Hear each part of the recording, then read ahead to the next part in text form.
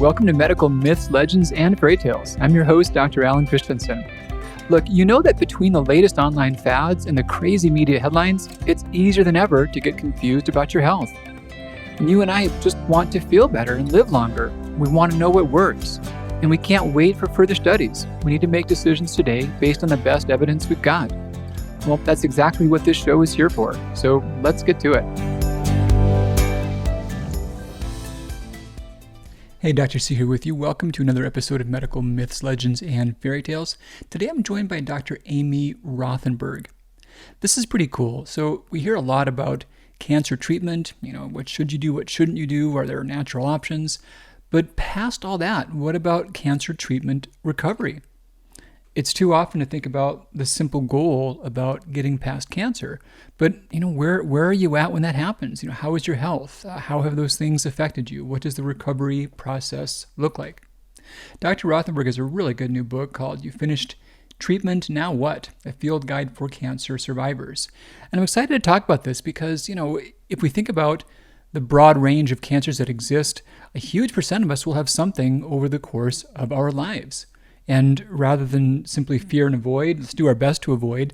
But when things do happen, how do we go about regaining our health afterward, just to feel good and to prevent recurrence? So Dr. Rothenberg, she's practiced naturopathic medicine since 1986. She's the medical editor for the Institute of Natural Medicine, and she's gone through this journey herself. She and I had a really good talk about this. Highly recommend checking it out, looking at her book for more resources. So please enjoy my discussion with Dr. Rothenberg. And here I am with Dr. Amy Rothenberg. So Dr. Amy, good to see you. Good to see you too. So backstage a moment ago, you were just saying how you've done a triathlon now each year, and you just did one, and it's easier now because I race too. And yeah, as we get older, we get to race against older people too. So it gets better. So how did it go for you? It's so true. It went very well. When I was sick with breast and then ovarian cancer in 2014, I had a lot of conventional treatment alongside the natural medicine approaches that we use. And after my last of 16 rounds of chemo, I said to my husband, hey, in 6 months, let's do our first triathlon. And he said, okay, I'll be on your photography team. I started training for that, and I've tried to do one a year. During COVID, we did some kind of homemade ones around our area. We live in a kind of rural area with my grown kids and siblings, and it's become a kind of family event. It's a nice thing for me to just have something that I'm training for all year by myself and with some friends, and also just to see the resilience of the human spirit and human body. I mean, I am an example of conventional care for cancer being used really at the same moment. We'll cover all this, but I got to tell you, you got me just like on the edge of my seat. Did you place in your age group? I mean, how did that go? I did not. I need to upgrade my bike is what I did very well on the swim and the run, really target times. But my bike, they found every hill in central Massachusetts pretty much to have the bike park go through. So I was disappointed in my bike time, but I realized I need a bike with gears that actually shift. And that's really better for my frame. I was on a borrowed bike that wasn't too small for me. So next year we will improve on that.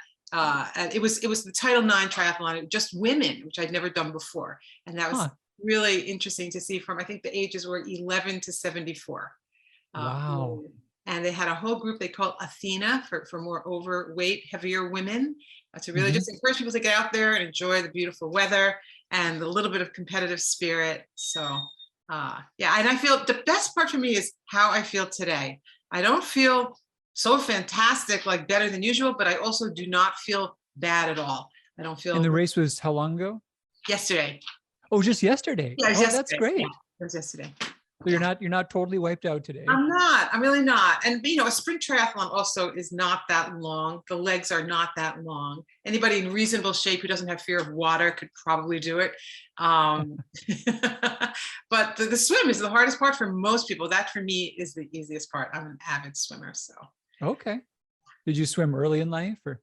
No, I didn't. I came to it when I was pregnant, probably 35 years ago. It was as you get larger in pregnancy, it's a beautiful place to be in the water, and just to have that a little bit less weight bearing, if you will. And I really got the swimming bug then. Okay. So yeah, in the intro, I mentioned about the book and our topic and our discussion. But the one thing I was wondering off the bat, you've practiced medicine for some time and quite knowledgeable in natural conventional care. It's a tough enough thing, and there's enough to have your mind race on when you don't have that background, when you don't know all that, and you're undergoing some type of medical issue, right? There's so much still to think about and ponder about and wonder about. But when you've got the background and the knowledge, and there's almost no end of things you can consider. And yeah, what was your experience going through all this as a doctor as well? I mean, how did that change things, do you I think? love that question. I often talk about how in my book, I'm really speaking from quote unquote, both sides of the Johnny. Yeah. And Paul and I practiced with my beloved longtime partner, Paul Herskew. So we're just entering our 37th year of practice. So we've been together, and we got married the day after we graduated from naturopathic medical school. So I know exactly how many years I've been practicing, or how many years I've been married. You can look at it either way. But we often say, like, I don't know how people go through any illness without being a doctor. It's like there's so much to know, and otherwise you're basically kind of blind. Or how do you raise a child without having some kind of medical background? But at the same time, when I myself was going through treatment, I found in some ways that knowing as much as I did really was not good for me. I got overwhelmed with information. This is part of a kind of a myth you could think about, but there's so much to know. And there's so much to be expert in, and nobody can be expert in everything. And so I quickly understood that for me to move forward in the best possible way, I needed to put together an orchestrated team of experts who I could entirely depend upon.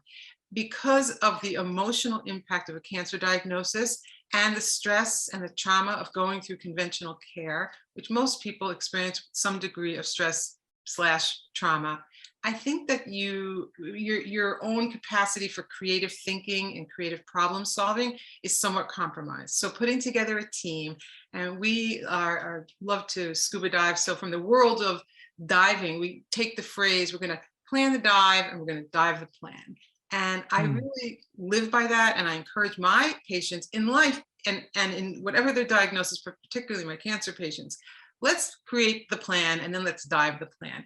We can take in new information. We might have to modify depending on how things are going in response to treatment and new evolutions of treatment, et cetera.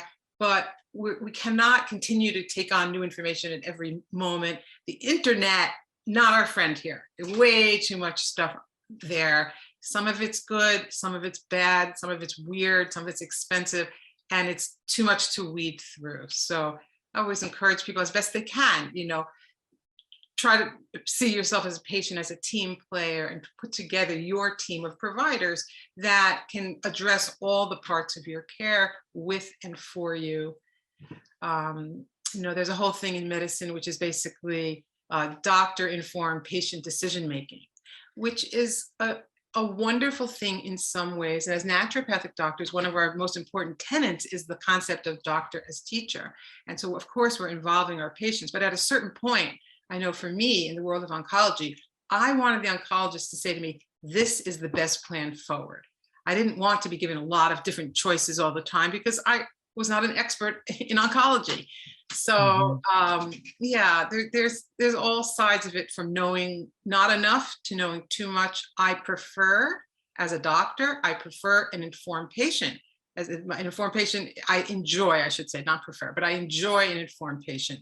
But some patients come in, head in the sand, never wanted to know about it. And obviously we take all comers, but part of my job as a doctor is to educate and inform and to support decisions that my patients make. And the focus about the book and our discussion is about like after the treatment, and people, I think, have a good understanding about the cancer experience being a big deal to get through it and to get through treatment. But what I love about your book and this discussion here is that you really don't hear much about what next, what happens afterwards. You finish treatment, now what? I think the title is just flawless. So some of the things that afterward, when the treatment was over and now it's like time for everyone to go home, everything's supposed to be okay. What were some of the biggest things that surprised you? What was like some of the big things that you weren't expecting, that you wish you would have known? Yeah, well, I think the biggest one for me was there's a couple ways to answer that. I'm going to answer it first as a patient, and then I'm going to answer it as a doctor on behalf of my patients, because I think we had somewhat different experiences, if I could generalize. For me, because I had really unparalleled support from a naturopathic integrative medicine team alongside my conventional care, even though I had 2 major surgeries and 16 rounds of chemo and 28 radiation shots to my chest wall and immunotherapy, I Mm. probably shot out the other end better than most people. You know, I stayed with an anti-inflammatory diet. I had a very avid relationship to exercise. My mindfulness skills were pretty harnessed, and I had supportive community and loved ones to help me through. So for me personally, the biggest surprise was the worry about recurrence. I have a genetic mutation. I am more at risk for further cancers, but I never really, when you're in treatment and you have that kind of fighting stance and you're doing something every day against the cancer, when that posture shifted, I did feel a little bit a C, like, ooh, like, wow, what are we doing now to actively prevent further cancer, either new cancers or metastatic disease? So that for me was the biggest change. The other changes for me had to do with my physical body. I had my breasts removed, so that was a big change. I had a complete hysterectomy, but I was in my 50s, so that wasn't a huge piece for me. For patients of mine, I would say probably the biggest thing has to do with energy level not bouncing back. Brain fog, huge problem for a lot of people, kind of chemo brain. And then depending on the treatments taken, other physical body symptomatology that are part and parcel of the treatments that they took that were life-saving.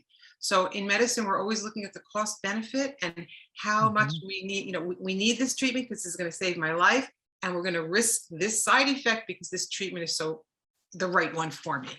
So when we talk about the main things that people come out with on the other side of cancer care, lymphedema, peripheral neuropathy, digestive problems, difficulty losing or gaining weight, sleep issues, depression and anxiety, these are very, very common. And of course, many people were fully loaded before they ever had a cancer diagnosis, and they had some of these things that they were working with and struggling with.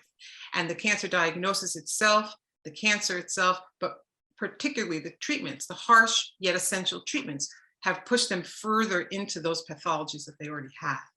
So I think a lot of people are surprised by how badly they actually feel after treatment is over. They're better than they were during treatment, but blood, levels can take a while to come back, and getting back into a routine can take a while. So, I always say to people that are finishing treatment, it's like, I try to kind of like preload it for them. Like, it's going to be awesome that you're not treating anymore, and it's going to take us a while to get you to bounce back. And here are the things we're going to proactively do. And I think that's the key, is giving people other approaches, mostly lifestyle related approaches, of things that they can do to impact the way that they feel, address specific symptoms they have, but then more generally impact how they feel.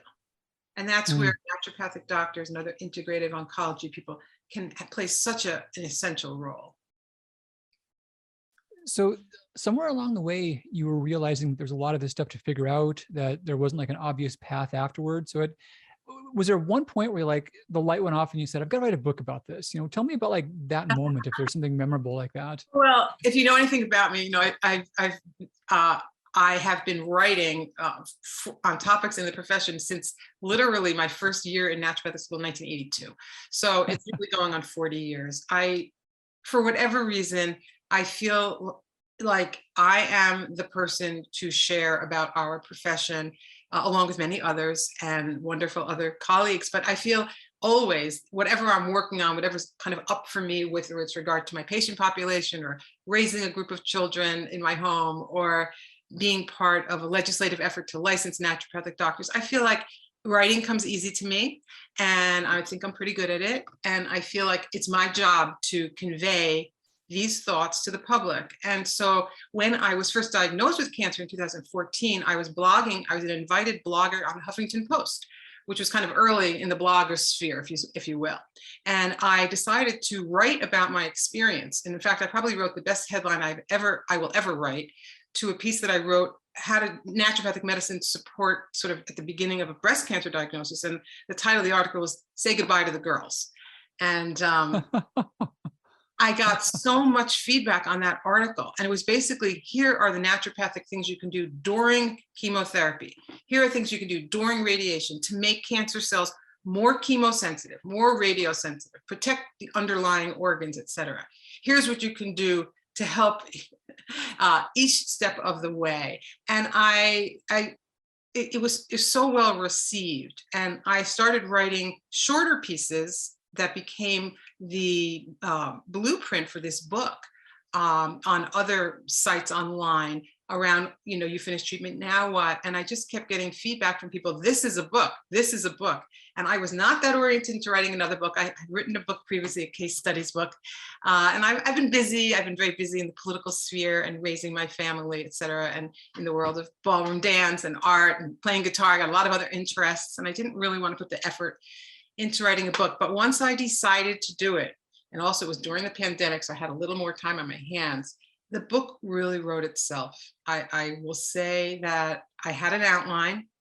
I followed my outline. I have a wonderful editor who's been editing me for 35 years. And the book really wrote itself. I had to do some research on certain parts of it. I decided I didn't want to self-publish, so I got an agent and I have a wonderful traditional publishing contract. Yeah, and now people are saying, you've got to write the next book in the series. You were just diagnosed with diabetes, now what? You were just fill in the blank. And then somebody said, maybe you just want to write the book. You were born, now what? So I'm not making any promises, but I'm sure I will have some kind of follow-up. And also, it's true that in a book like this, as soon as you write it, I would say 90% of it's going to forever be true. And then the other 10% is not going to be wrong or bad, but the knowledge and information and research will have improved. And so as soon as we put something down, it becomes obsolete. But thankfully, with our kind of medicine, we're not having to yank drugs off the market or pull, it's going to be more, what else could we add to this? Because research has shown, whether it's an herb or a nutritional supplement or something related to hands-on work, or the research will just point more clearly toward other kinds of lifestyle approaches. So, I am aware of that, and I will have on my author website, I'll have an update page where I can just continue to add. And I do it through blog posts and other podcast recordings and articles that I have written in for other venues. I will keep things updated that way, but I will have a specific place for updates to the book, along where I have all the resources I use. The book has about 700 or so. I have the book right here. The book has about, I think it's 700 resources, no, 318 resources. So references rather. And I put that there because when you I recorded the book for Audible, and when you record a book, you don't put in any references, and I wanted those people to have access to all the references. So in that part of my author's site, I'll also put updates. So you've written a lot, you shared tons of information. Who's like the right person for this book? Who did you really have in your mind when you were writing this? Who's going to say, yeah, that's me? Who's the best? How could you best describe that person? Yeah, well, I should just preface by saying the American Cancer Society forever was saying 1 in 4 Americans, were going to have cancer in their lifetime. They have now upgraded, downgraded, whatever you want to say it, that to 1 in 3 Americans. So 1 in 3, okay. 1 in 3, and it's edging to 1 in 2 if you include skin cancer. So I would say that there are almost everybody we know knows somebody who's been touched by cancer. Almost everybody, any of us knows a cancer survivor. And I think that this book is really written for cancer survivors and the people who love them. I have advanced review copies. The book is launching in a couple of weeks, but I have a box, in my home that the distributor sent to me, and I have been selling them, and people, they're buying 2, 3, 4 at a time because they're giving them to people that they know. So I also have shared this book. There's many people who wrote advanced praise. Most of them are medical doctors, osteopaths, chiropractors, allied health, they have said to me, I need a stack of these in my office so that I can give them to the, when my patient finishes, so I can give them this book, which is great. I'm like, fabulous. I'll get you a case, I think it's written for people who seriously want to take charge of their own health at this moment in time, and also with an eye to how to prevent recurrence. There are ways that we can shift our internal environment to be less hospitable to cancer. Even those of us with genetic mutations, even those of us who've had cancer before, there are ways that we can do that. And it's not theoretical anymore. The research is very clear. It doesn't mean that this will work for every single person every single time, but the majority of the research points toward the fact that we can actually change our internal environment to be less hospitable to additional cancer. And when you tell people that, they look at you kind of like, oh, I don't know about that. And I'm like, and it's not rocket science. And I would say that many of the same approaches that you would take toward that goal are the same exact ones that will prevent heart disease, will prevent diabetes, will prevent cognitive decline, will improve sleep, will improve quality of skin, will improve energy level. Rising tides raise all ships, and that's ever true with natural medicine, lifestyle medicine. And then I've both experienced that as a person, and I went into the cancer diagnosis very healthy, so that also was in my favor. But just from the hundreds and hundreds of patients that I've seen, I've seen this, and I know it from the inside, from the inside out. It's hard to get people to make changes, though. People don't like to give up certain foods. It's hard to get people to move more if they're not oriented that way. But I think showing people the evidence is one key way to help them make small steps. And I'm interested in small, enduring steps in the right direction. I don't think people need to do a whole overhaul. It's usually not sustainable and it's too overwhelming. So we just choose a few things at a time, try to get some success, get into a positive spiral of health. So there's tons and tons of tactical ideas in the book, and I'd love to hear just a couple of thoughts about, or a couple of examples for people. And one I'd like to hear about is something, I think that there's some listeners out there who are, just to follow up on what you're just saying about how not everyone does everything. It can be hard to make change. What's one real high leverage, super useful lifestyle tip that's really easy, that's not hard, that could be a win for most anyone? What's a good example of that? Yeah, I love those kind of questions, because they're very they're right at the heart of getting the people that are on the edges, looking in, who want to make changes but are finding it hard. I would say add one salad to your diet a day. That's one idea. I have a goal of eating 10 vegetables a day. And really the only way to do that is to have either lunch or dinner, have a salad. You can put anything you want on it, all the veggies, some form of protein, nuts. One salad a day, you throw a whole lot of veggies in that. And that's it. That doesn't sound too hard. That doesn't sound too hard. The other thing I would say is move more, and if you were only going to make one change in your life to help prevent recurrence or to have better health, it would be to move more. And when we think about exercise, we think about it in three areas: aerobic, something sort of stretching or resistance training, or either stretching like yoga, that kind of thing, and resistance training or weightlifting. And if you only could do one of them, do the aerobic. And do consciousness raising first. If everybody's got a pedometer on their phone, if you're only getting 400 or 500 steps a day, give yourself a goal of 2,000 steps a day. Almost anybody can get to 2,000 steps a day. And when you get to 2,000 steps a day, you might sleep better, your skin might look better, your digestion might work better. Maybe you'll now aim for 3,000 steps a day. And I just say to patients, aim low, aim long. That's my main, advice for patients. Aim low, aim long. Give yourself an achievable goal.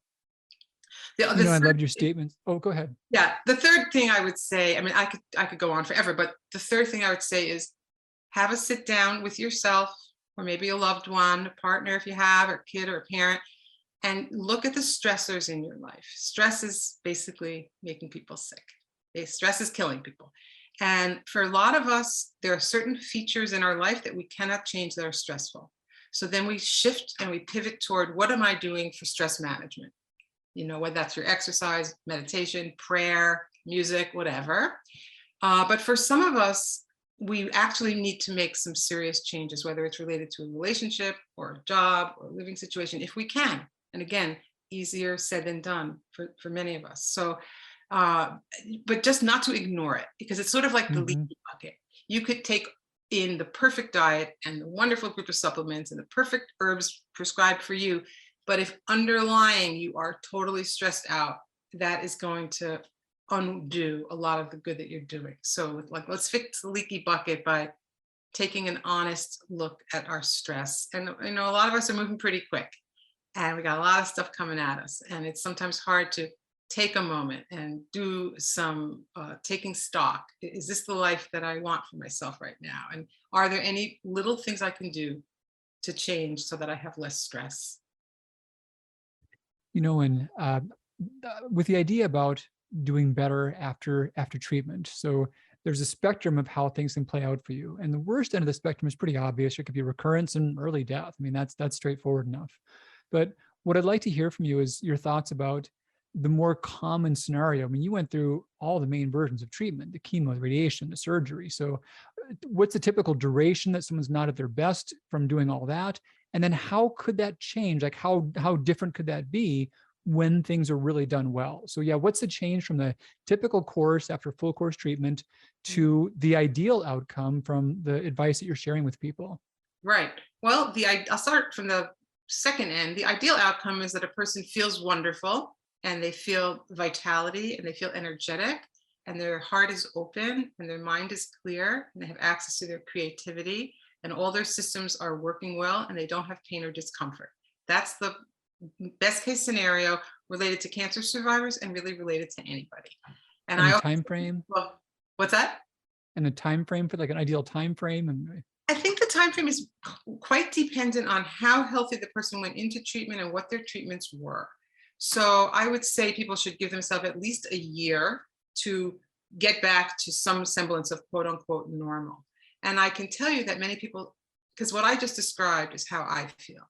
And many people say to me, like, how could that possibly be? You must have like brain fog, or, you know, you must have not as much energy. I'm like, I think my brain's working pretty good. And I'm pretty energetic. I'm more energetic than most people, but, you know, it's so individual. For some people, you know, we know that fatigue, I'll just take the example of fatigue.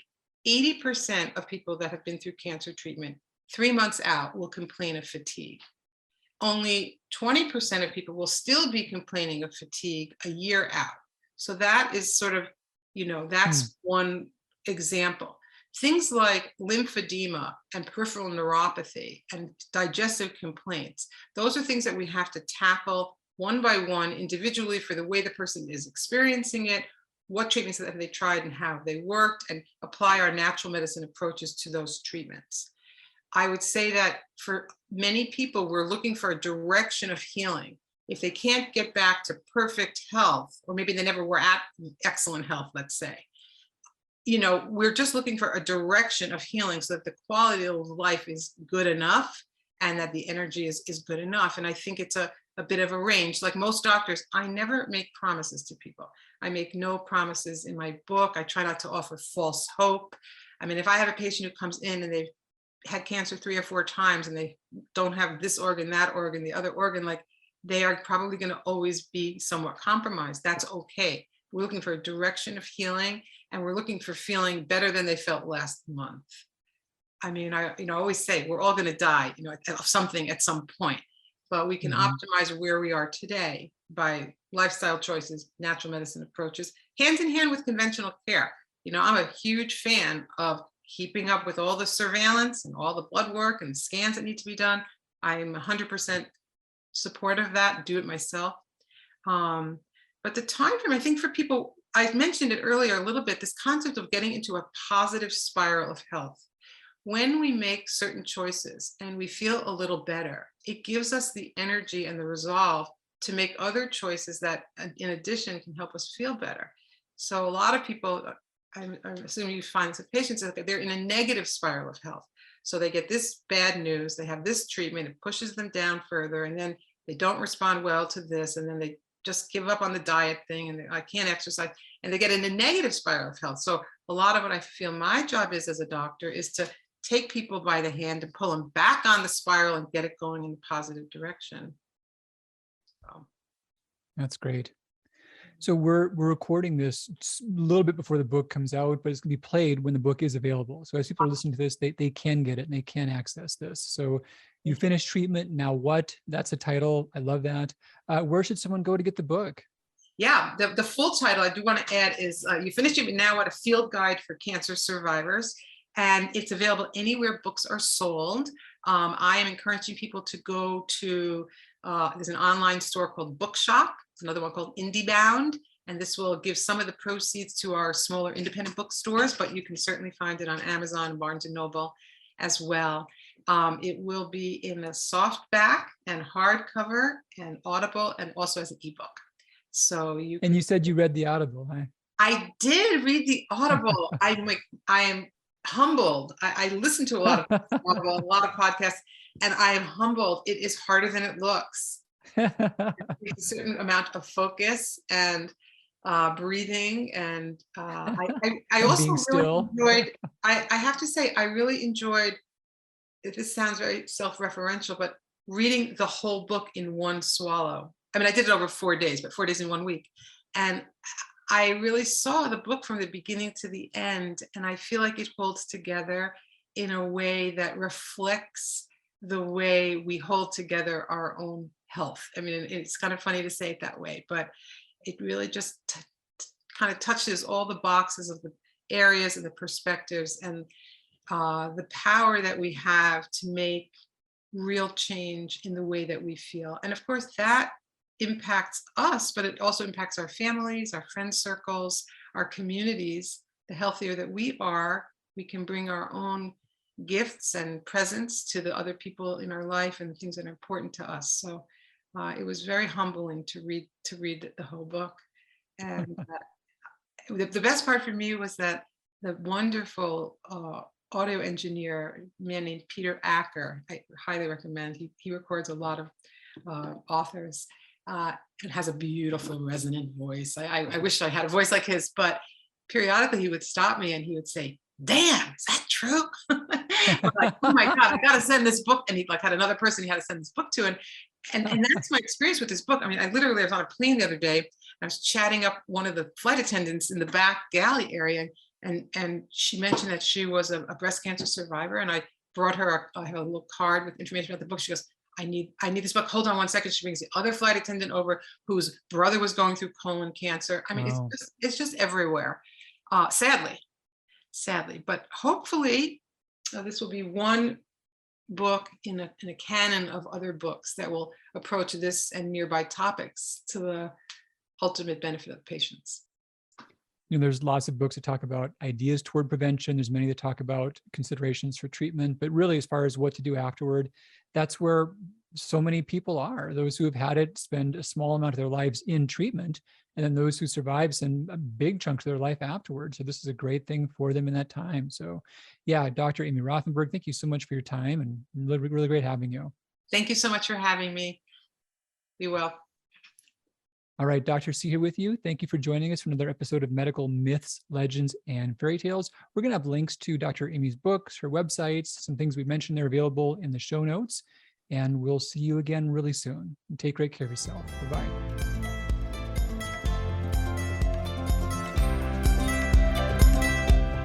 Hey, Dr. Christianson here. Thanks so much for joining me for another episode. Is there a topic you'd like me to cover? I'd love to hear from you.